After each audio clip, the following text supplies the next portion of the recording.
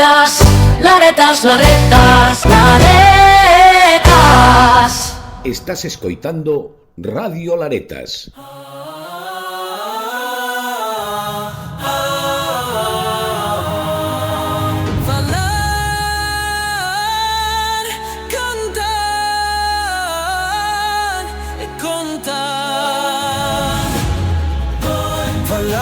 Cantar e contar historias do noso lar, lendas, contos e cantares que non se deben olvidar.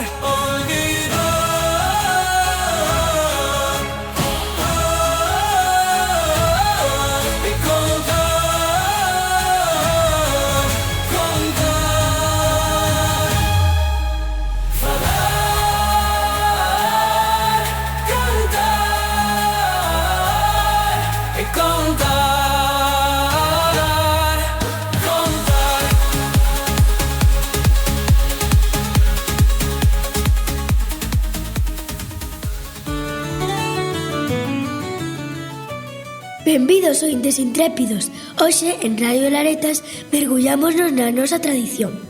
Nos contos e lendas que as nosas avoas e avós contaban ao carón do lume.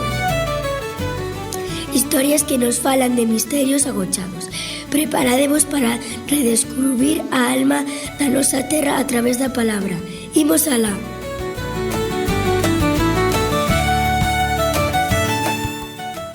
Ola, eu son Martina e meu tío José Antonio vos vai contar unha historia.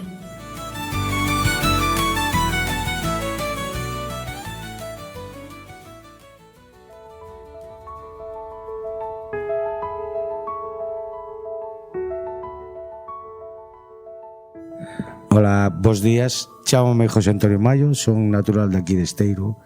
Vou a contar unha historia de cando eu era un mozo que tiña un pub aquí en Esteiro que se chamaba Don Pato, e alá por o ano 1987, creo, polo mes de maio, que creo recordar, non me acordo agora exactamente ben, estábamos ali a noitiña e tomando unhas cañiñas, claro, estábamos ali sentados na terraza e vimos por encima do cementerio de Esteiro unha luz impresionante, unha luz azul moi forte e que se iba movendo dun lado para outro. E bueno, claro, collemos un pouquiño de medo. Nos pensamos que sería algúns espíritus que xa estaban deseando salir dali, que non estaban a gusto, evidentemente. E había outras opcións que se falaba de que estábamos moi bebidos, moitas outras cousas, en fin, todas estas cousas que foron salindo despois a posteriori. E esa luz, a min, creoume un pouco de recelo, quería saber de onde procedía. Entonces o día seguinte viñeron un montón de xente aquí, da radio, da televisión de Galicia, de revistas, de ciencia, e eu fun a Vistavoz, ali a Torea, porque me dixeron que había un chaval, unha familia que había visto realmente o aparato. Eu que vin, nós o que vimos desde ali foi unha luz inmensa, que se movía dun lado para outro. E entonces fun ao día seguinte, porque me dixeron os da TVG que se podía falar co rapaz ou ca familia do rapaz para que pudera leválo comigo á entrevista da TVG. E entonces fun ali e estaba unha familia composta por uns pais, claro, e dous irmáns, creo que son unha nena e un neno. O rapaz, de feito, viña aquí ao Colexio Esteiro. Entonces pregunteilles e me estuveron dicindo e explicando realmente o que viron eles, que foi un aparato no aire redondo con un montón de luces alrededor, e esa luz inmensa que eu vía desde Esteiro era o que eles vían tan cerca que eu non puden ver, pero eles sí que viron un aparato, e iso pues, realmente é un ovni. Logo fun a entrevistas e estuve falando con capitáns de aviación e xente que se move no mundo da ciencia e tal, e bueno, coinciden un pouco comigo, que eu son creyente deso, evidentemente. E bueno, isto foi un pouco o que nos vimos aquí fai un montón de anos. E nada máis, pois nada, esta é a miña historia. Un saludo, chao.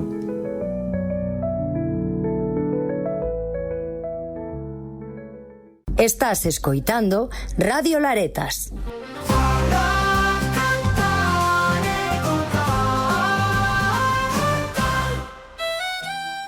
Iria e Alberto, os papás de Minia de Infantil, vos van contar lendas da súa terra.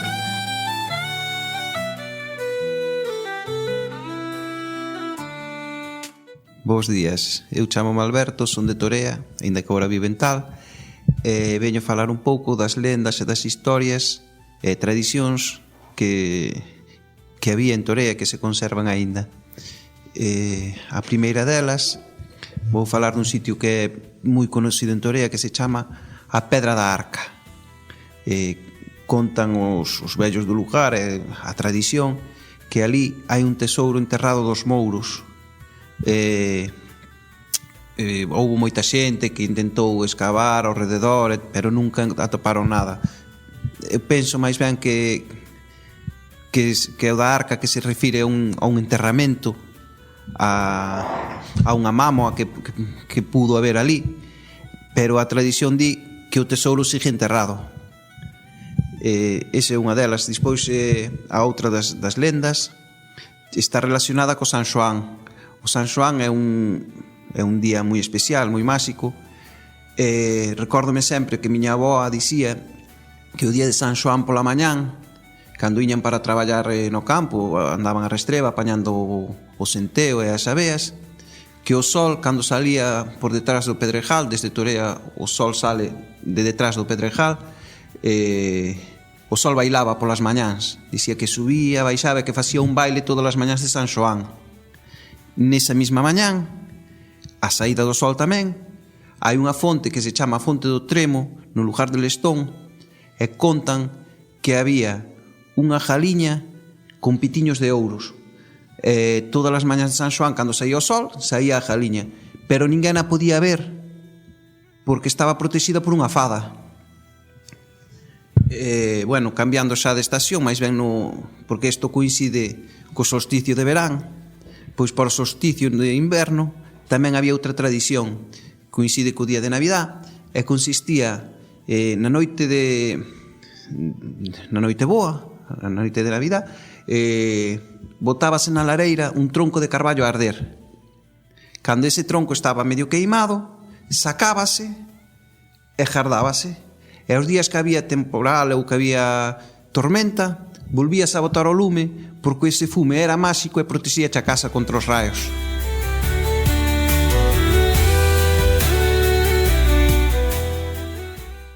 Moi boas, eu son Iria, eu son da parroquia de Louro, un dos lugares que compoñen o Concello de Muros.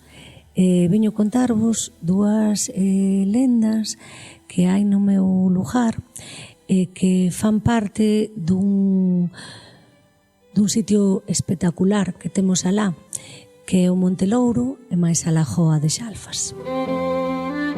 Na Lagoa de Xalfas hai unha aldea sumerxida, é dicir, hai unha aldea asulajada onde hai ouro.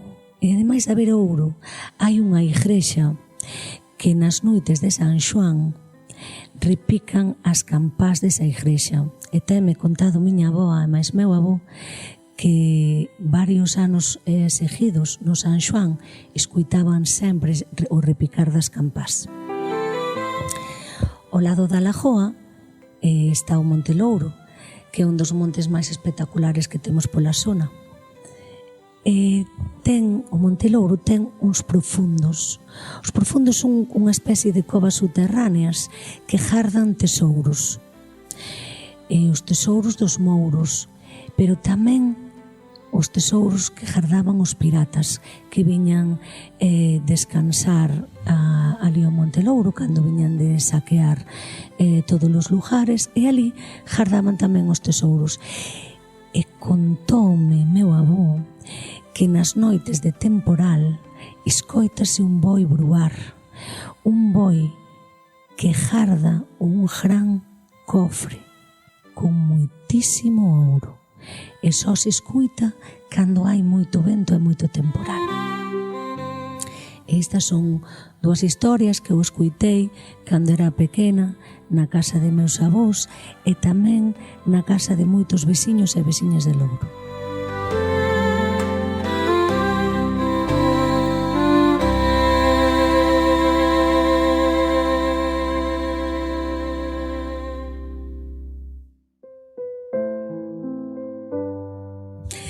Ben, eu quixera aproveitar esta ocasión para reivindicar unha figura mitolóxica, un ser mitolóxico que era propia da nosa zona e que non se recolle, moi difícil encontrar información sobre ela escrita. Si oral, pero costoume encontrar sobre ela en diferentes publicacións, e falando con máis xente pois tamén se lembra dese ser.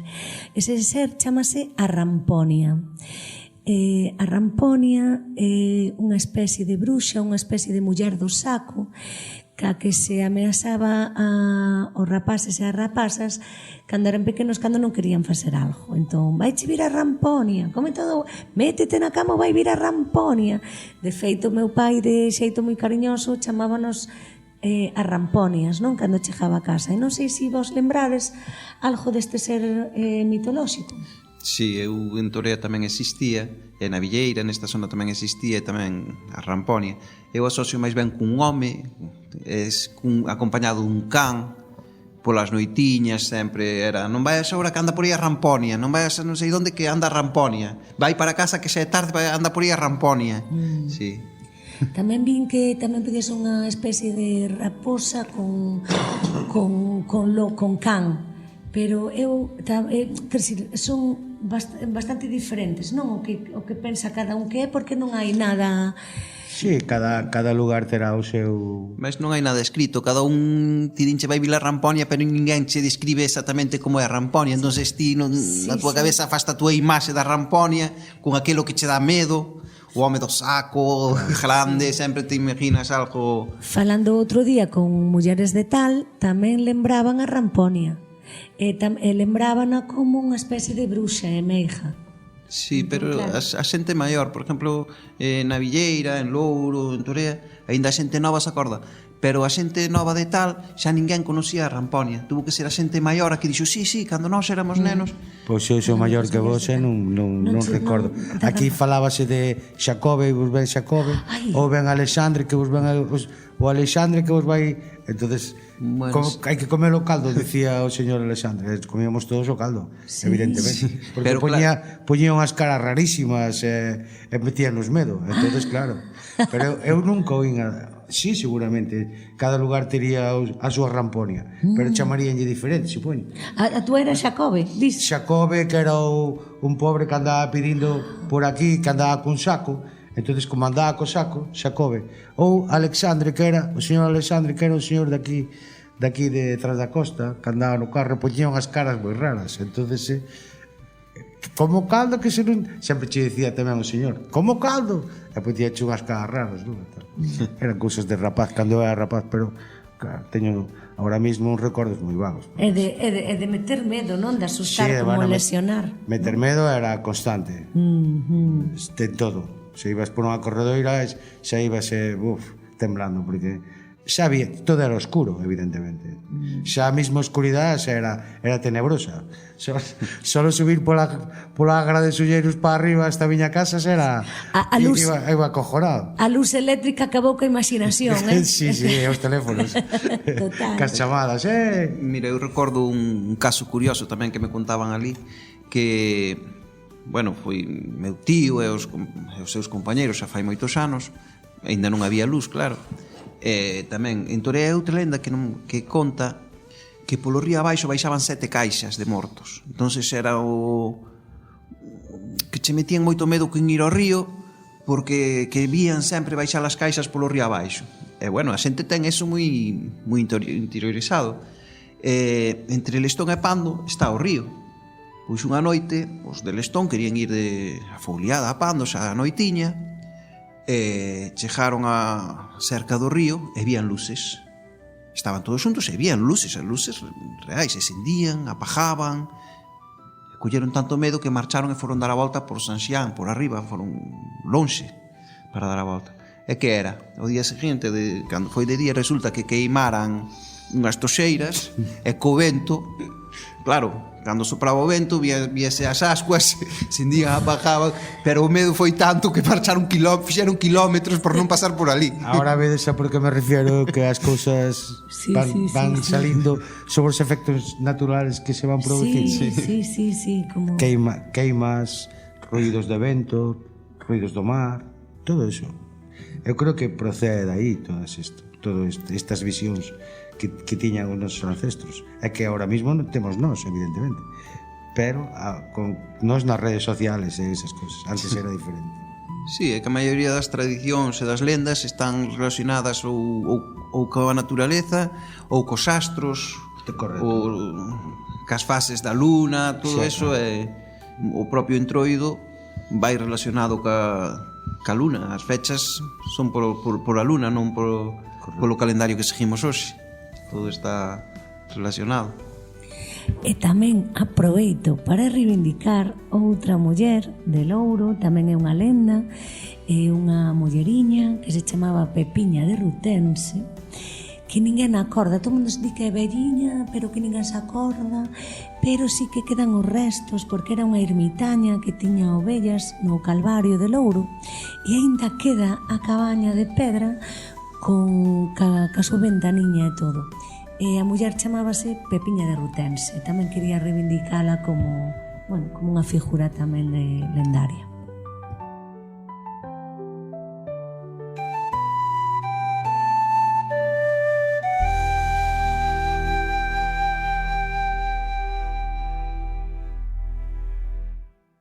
Estás escoitando Radio Laretas.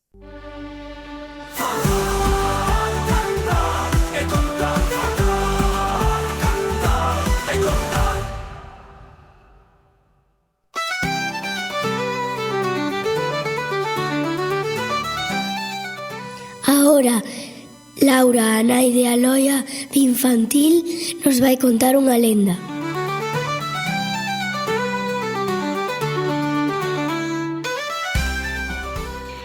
Pois fai xa moitos, pero que moitos anos, iba Santo Estevo no seu cabalo alá polo monte de Esteiro. Hai unha zona moi concreta que é a unión das 4 parroquias que son as que teñen representación, que son os que os nenos veñen a este cole. E hai un cruce de 4 camiños que delimita ao que veñen sendo a actual parroquia da Velleira, Torea, Tal e Esteiro. Bueno, pois próximos a esa zona iba no seu cabalo Santo Estevo e pasou pola casa dos xudeos.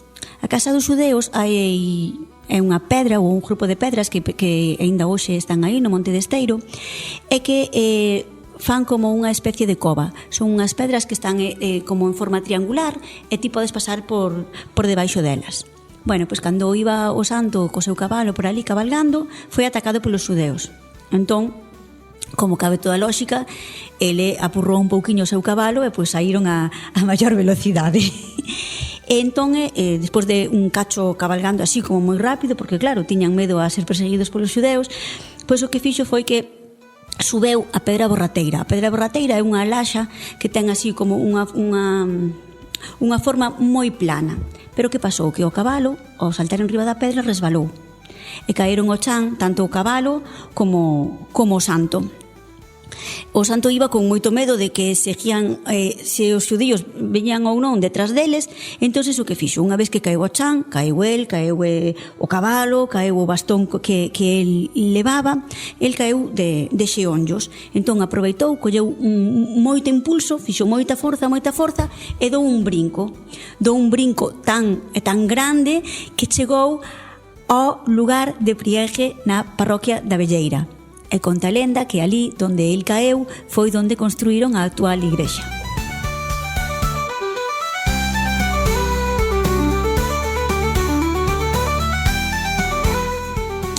Bueno, pois para todos aqueles incrédulos que non vexan viable este gran salto que dou o noso Santo Estevo, pois eu convídovos a subir ao Monte de Esteiro, a ir ver a Pedra Borrateira, e neles podedes ver unha serie de ocos na propia pedra. Unha delas ten unha forma alongada, que é a marca donde caeu o bastón cando o cabalo resbalou, e caeron tanto o cabalo como o santo, tamén lle caeu o bastón, e ali está a marca do bastón. Hai outras dúas marcas que son así como redondeadas, e clarísimamente foi donde hincou as rodillas o santo. E a maiores tamén hai un furado moi grande, un hueco moi grande, que aquí hai unha discusión, porque depende quen che conte a lenda, vai che contar que é a cuada do santo, ou hai outros que a ven moi grande e clarísimamente din que é a cuada do cabalo de cando caeu. E outra característica moi peculiar que ten esta pedra é que cando hai moita chuvia torna de un color vermello, que son uns líquens que son desa cor, e que a xente ven trasladando ao largo da historia que claramente é a sangue das feridas do santo, que de vez en cando rebrotan para que quede constancia de que ali estuvo o noso Santo Estevo da Velleira.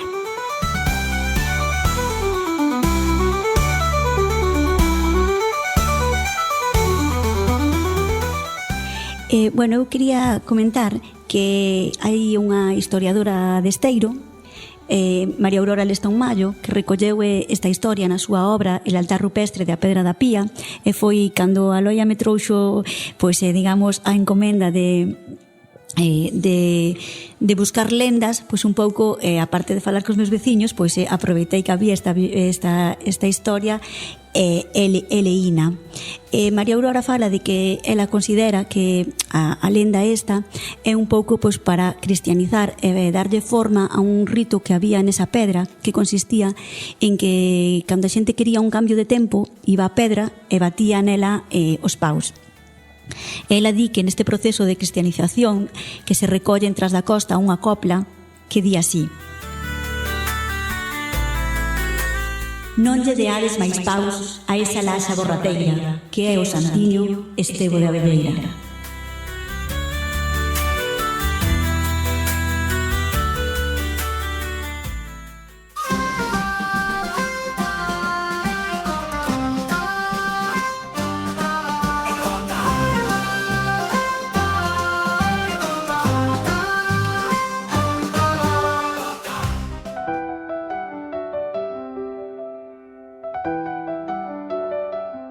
Ola, eu son Iris e miña nai Julia vai vos contar unha lenda sobre a Santa Compaña.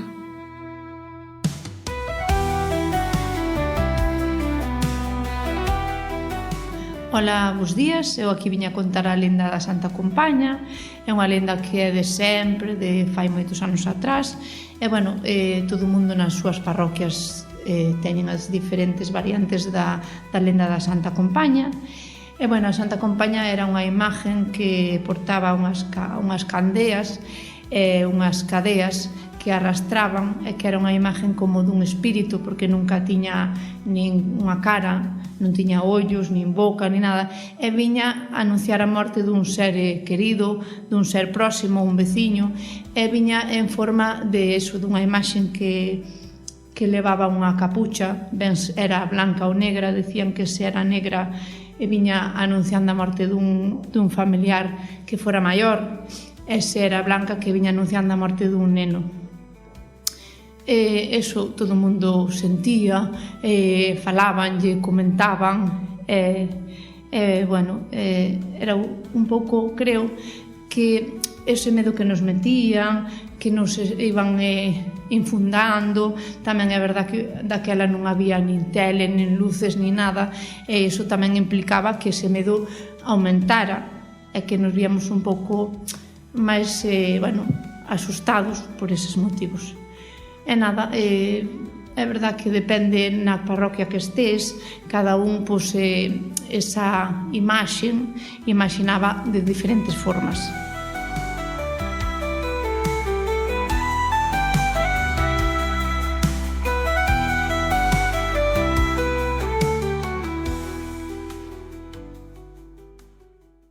Estás escoitando Radio Laretas.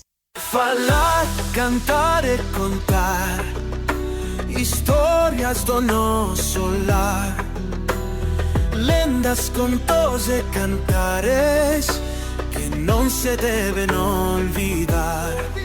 Falar.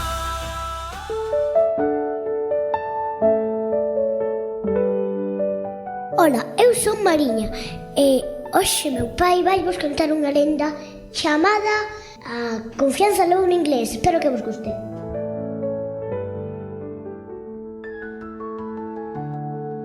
Son Xaquín Lago, son o pai de Mariña e Alexandre Lago. Vin aquí á radio da escola a contar a lenda A confianza levou no inglés. É un dito que se di moito na zona de Muros. Eu, a verdade, que sempre o escoitei, pero nunca supen de onde viña. Fai pouco, en internet, mira ti por donde, fun saber o porqué do dito este. Resulta que aló polo 1800 non sabría decir a data máis precisa, arribou a Muros unha fragata francesa que chamaban La Confiance. Disculpade a miña pronunciación. E viña con intención de atacar e saquear. Naquel momento as batallas navais e as disputas entre as nacións europeas estaban moi ao día. Entón o que facían é facerse a puñeta uns a outros, barcos españois pois iban a Francia, bancos franceses viñan ás costas de aquí. Bueno, o caso é que estaban fondeados e eles, sin sabelo, viñan detrás outra fragata inglesa que xa antes fora francesa, pero foi saqueada antes e pasada á marina inglesa, que se chamaba HMS Loira. Entón, o que fixeron foi apoderarse de esta e levarona para Inglaterra. O que se facía por aquel tempo, como os barcos eran moi valiosos, intentábase non afundilos. Se os tomaban, cada marina incorporábaos ao seu exército ou marina. Vale, entón, o caso é que anos máis tarde esa mesma fragata, a Confiance, volveu a Muros. En esta ocasión chamábase HMS, que significa Barco da Súa Majestade, Confiance. Non lle cambiaron o nome Confiance, simplemente lle puxeron o HMS diante, porque sabedes que no mundo do mar hai moita superstición, e unha delas é que cambiarlle o nome aos barcos pois trae mala sorte. Din que os barcos choran ou láianse cando se lle cambia o nome. E o caso é que viña baixo outra bandeira, pero cas mesmas intencións, non? Saquear. Entón, dende aquela, os habitantes de Muros, o que cando hai unha desto de alguén está preocupado por algo así, sempre se di, bueno, tranquila, que ten confianza, verás, e tal. E sempre se suele responder, bueno, sí, a confianza levou no inglés. Bueno, isto é un pouco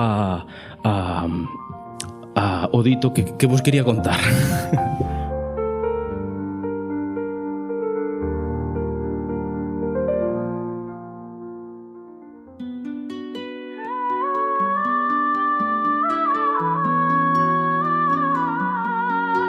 Falar,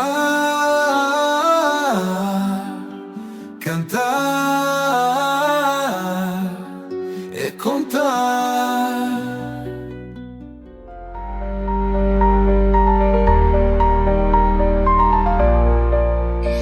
Ola, eu son Saloa e miña madriña Iria vai vos contar unha lenda.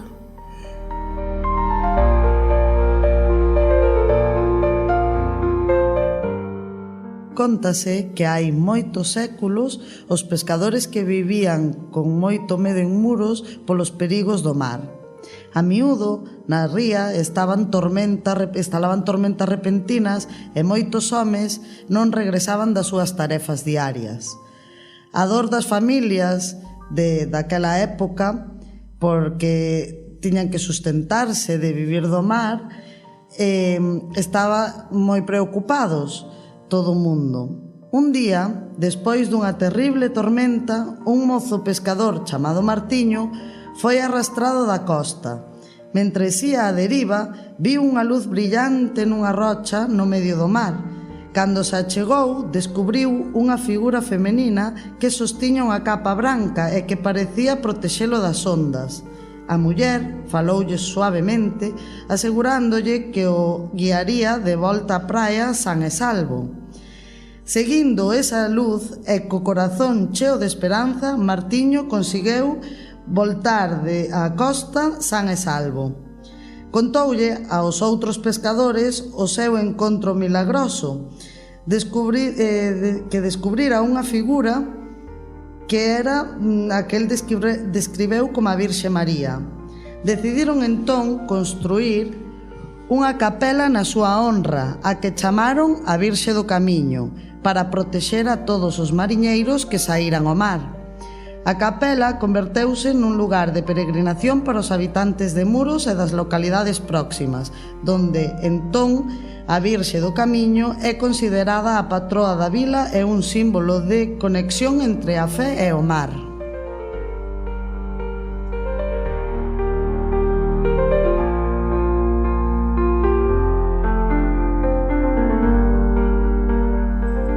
E agora miña nai Sonia vai vos falar do apalpador.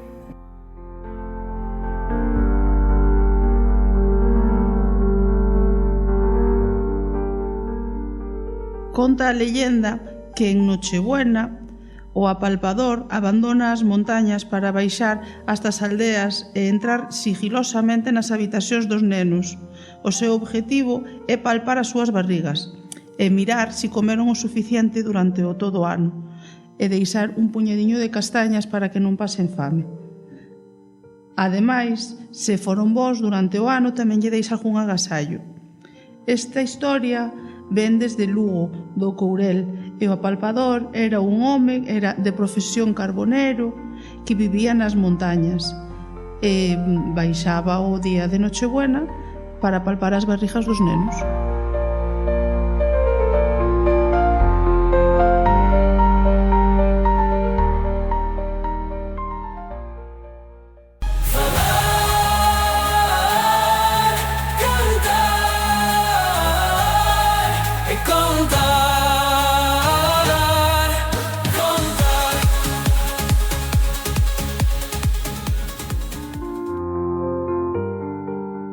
Bos días, amiguiños.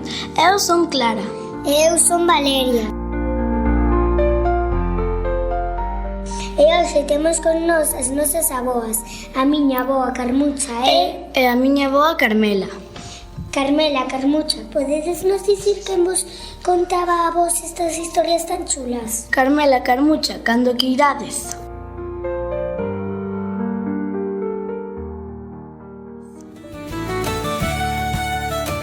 Empezo eu logo. Eu, sendo moi pequena, iba a casa dunha veciña, que a súa vez viña outra veciña máis, e contaban contos e historias, e algo máis. A mí contaba a miña avoa, e a verdad que despois sempre foi certo, porque eu xa sendo nena tamén creí nesa historia.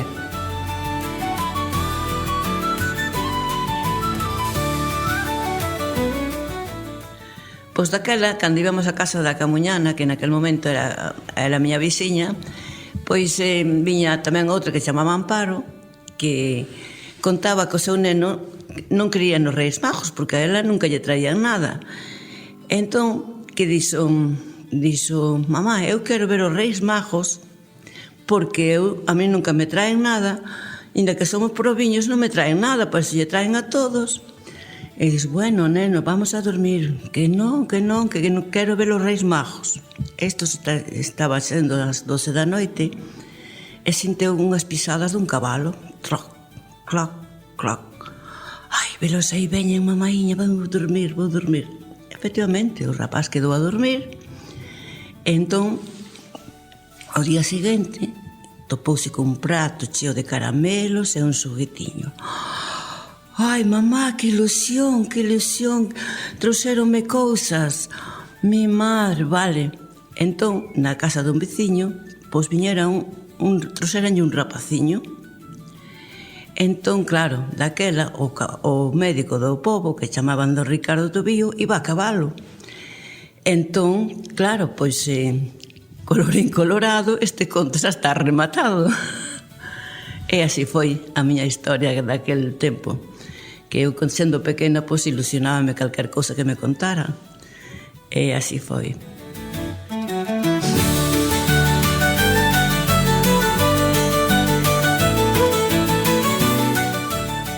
Na iglesia de Ró, eu pertenezco ao cruceiro de Ró, e na iglesia de Ró contouse sempre de que había un cura santo enterrado ao lado do altar.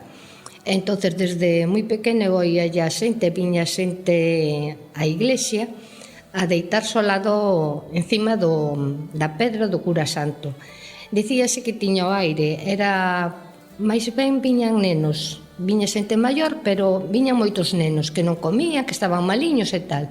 Entonces deitábanse encima da pedra e se quedaban a dormir dicíase que sacaba o aire. O aire, antes antiguamente, a xente que morría quedaba nas casas, non iba aos sanatorios como os. Entonces dicía que o aire era eso, a xente que morría, que era o que transmitía o aire aos nenos e tal. Bueno, ti quedabas a dormir na pedra e despois, cando se levantabas, cerca da iglesia hai unha fonte. Collías agua, lavábaste e secabaste cunha toalla. Esa toalla tiña que quedar a secar ali ao lado da fonte. E nada, marchaban os pequenos e tal. Se non quedabas a dormir, decían que non quitaban o aire. Miña avó sempre, cando íbamos a un entierro, jamás nos deixaba entrar na casa sin afumarnos. Non nos deixaba, principalmente se había nenos pequenos. Se había nenos pequenos, iso era imposible e tal. Isto é un conto, pero eu xa de maior, xa casada, eu fun dúas veces. Da primeira vez non quedei a dormir, pero da segunda vez quedei a dormir. Non sei se foi iso o que tiña que curar, que eu puxome ben. Esa é a historia que hai ali naquel, que ainda sigue indo xente, pero agora moito menos, porque non hai quen abra a iglesia e tal. Pois iso é o que a historia do cruceiro da Ró. Carmela, Carmucha, moitas grazas por vir ao colexio contarnos todas estas historias. E ata aquí o noso programa de hoxe. Ata a próxima, amiguiños. Falar, cantar e contar historias do noso lar. E ata aquí a nosa viaxe de hoxe. Pero lembra, cada historia que remata deixa un fío solto, esperando a que alguén o recolla. Que as palabras que hoxe escoitaches queden no teu corazón, igual que as lendas quedaron no lume dos fogares. Gracias por acompañarnos e vémonos na seguinte emisión de Radio Laretas.